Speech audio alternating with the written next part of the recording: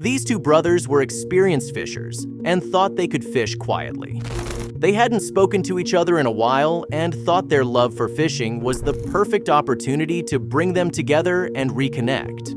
What they didn't know was that their fishing trip would soon turn into a nightmare, because what the brothers didn't realize was that they weren't alone. Something was spying on them from within the tall grass beside them. But before we start, smash the like button and make sure to subscribe if you haven't. And hit that notification bell so that you won't miss any new stories. The brothers were licensed and experienced fishermen, which allowed them to fish in such a beautiful nature reserve. The morning was calm and peaceful, with the occasional bird song in the distance. As the hours passed, the brothers caught 0 fish, but they didn't care much about it. They were just happy to be in each other's company. Derek was almost ready for retirement and shared his struggles, while Justin told his brother about how he sprained his ankle. The day was perfect, and they had the time of their lives. But that would soon change, because not too far from them, in the tall grass, sat something watching them. Its eyes were fixed on the brothers, observing every move, waiting for the right moment to strike. They continued to fish and chat, unaware of the predator watching their every move. The sky darkened as the afternoon wore on, and the wind picked up. The brothers decided to stay for 30 more minutes, and after that, they would pack up their gear and head back to the car. The brothers sat silently and enjoyed the last few moments of the day together.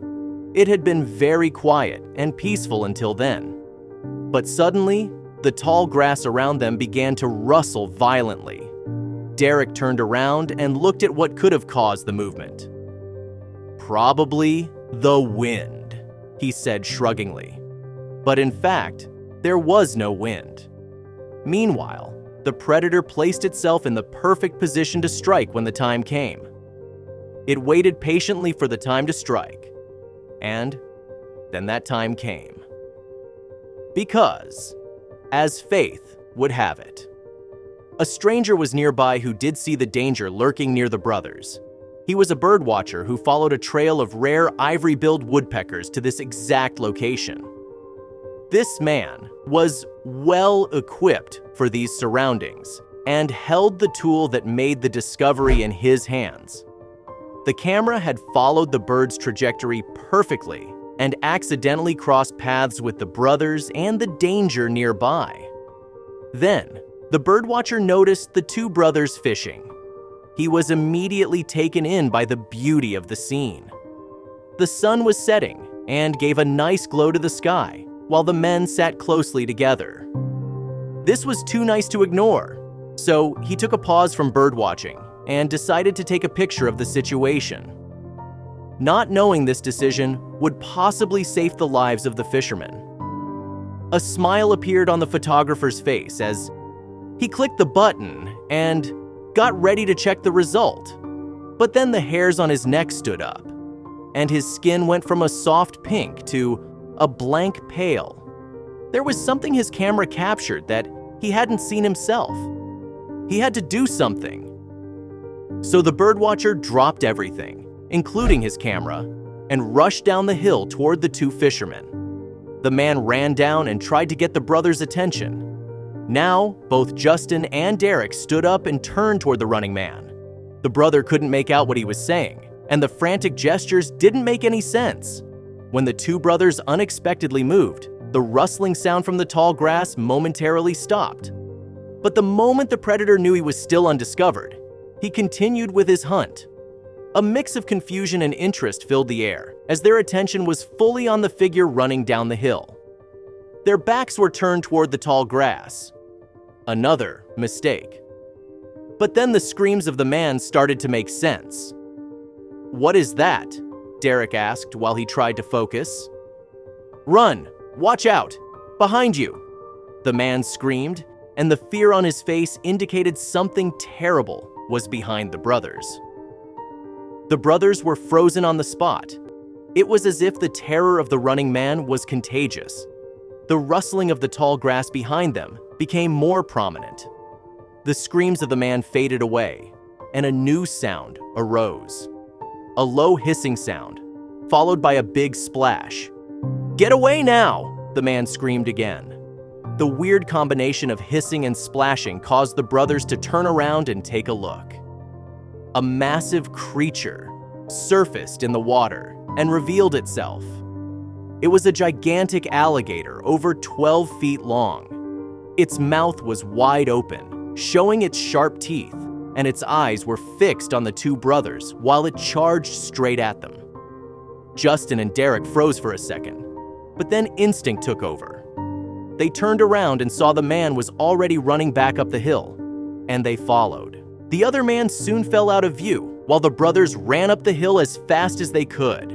They could hear the alligator's heavy breathing and claws digging into the ground as it chased them. They knew they had to find a way to outsmart it, or they would be its next meal. Their minds raced, trying to get away, but nothing came to mind.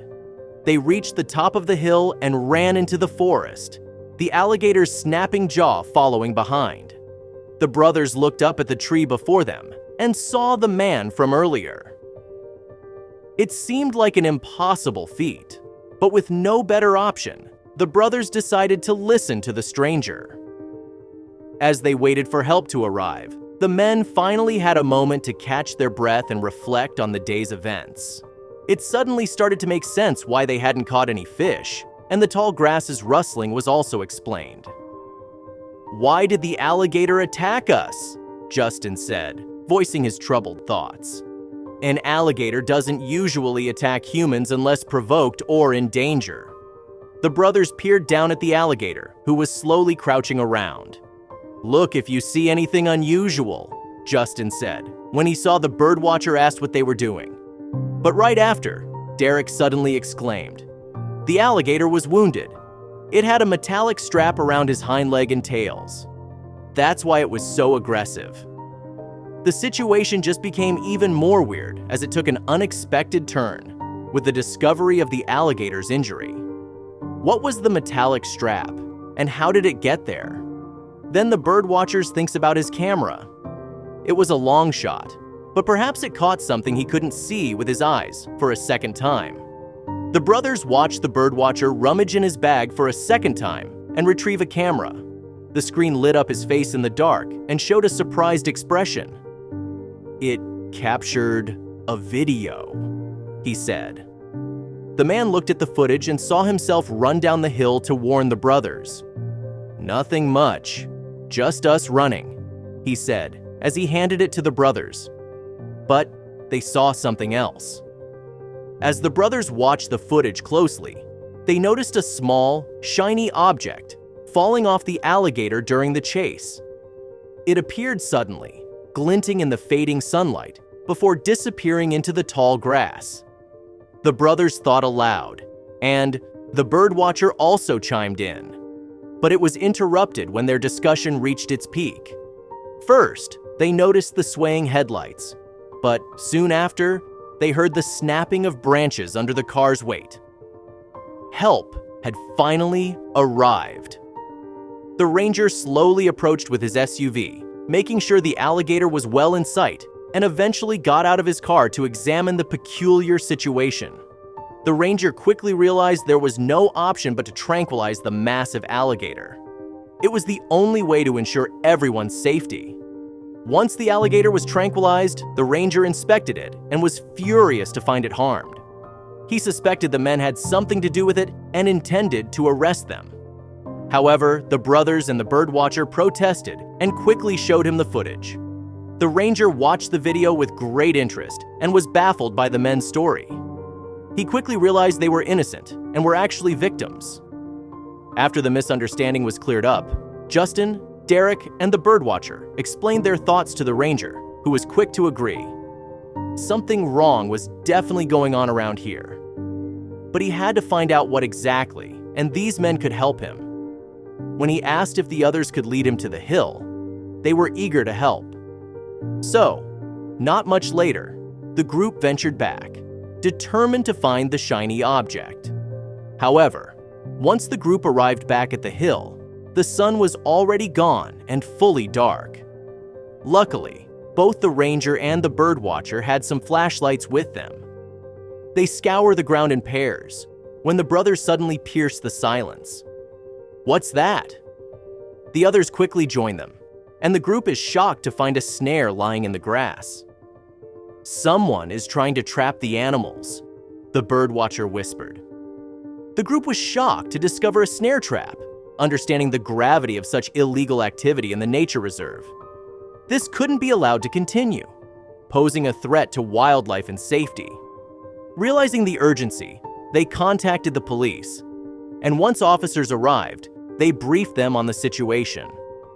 Early in the morning, Justin, Derek, and the birdwatcher joined the police as they returned to the nature reserve early in the morning to begin their investigation. They started at the fishing spot, where the brothers encountered the wounded alligator for the first time and carefully combed through the tall grass in the area. The search party quickly gathered around the officer, who shouted and was shocked to see multiple traps and snares, ready and armed, lying in the tall grass. The alligator chasing the brothers had been giant, so it managed to avoid being trapped. Then they noticed the ranger's SUV approaching. The ranger explained he had been patrolling the nature reserve, looking for signs of activity. The brothers brought him up to speed, and at the mention of the snares, the ranger rushed toward the police officers. The ranger explained to the group that this particular snare was not just any trap. It was equipped with GPS technology and an alarm system. This meant that whoever set it up would be instantly notified the moment it was activated. Everything moved quickly after that as the group started crafting the perfect plan to trick the trappers into revealing themselves swiftly and safely. While the police carefully placed the traps and snares back like they were before, Justin and Derek scoured the nearby area for materials. Their goal was simple, yet creative: to construct a convincing fake alligator. The day passed, and the anticipation grew, but there was no sign of the criminals. Then, dusk fell, and still nothing was heard or seen. But then, an officer at the edge of the perimeter radioed in. "There is movement here," he called, and a surge of energy went over the party.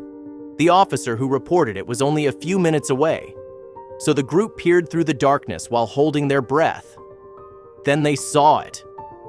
Barely visible, they saw a couple of figures moving through in the dark and heading straight for the tall grass where decoy and snares lay hidden. On the officer's signal, everyone clicked their flashlights and aimed them at the trappers. In the center of it all stood a group of 3 surprised individuals, frantically looking around with their hands up. The surprise and terror were visible on their face. They were caught red-handed. That was enough for the police, as it gave them the ideal opportunity to arrest the men and transport them to the station for further questioning. And once there, the dark activities of the trio would soon come to light.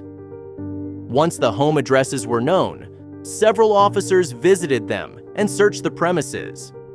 There, they discovered a grim scene: animals trapped in cages, several stuffed animals, and all kinds of animal skins, revealing a long history of illegal trapping and poaching activities. The brothers and birdwatchers were delighted to see the scene unfold before them. Even to them, it was obvious this case was done and dusted. Furthermore, the findings at the homes of the trappers made the case even more solid, and they were put behind bars after a swift trial. After the trial was completed, Justin, Derek, the birdwatcher, and the ranger were invited back to the police station. There, the police force extended their gratitude toward the men, a reminder of this incredible story and adventure they survived. They thanked the birdwatcher for this gift and rewatched the footage with broad smiles once they were home. They had been taught a hard lesson. Inspired by their ordeal and the successful capture of the trappers, Justin and Derek decided to share their story and the footage with the media. The tale of their harrowing experience, combined with the dramatic footage, quickly went viral. They hoped that by sharing their story, they would not only entertain but also educate the public on the dangers and responsibilities of outdoor activities. turning their mistakes into lessons for others.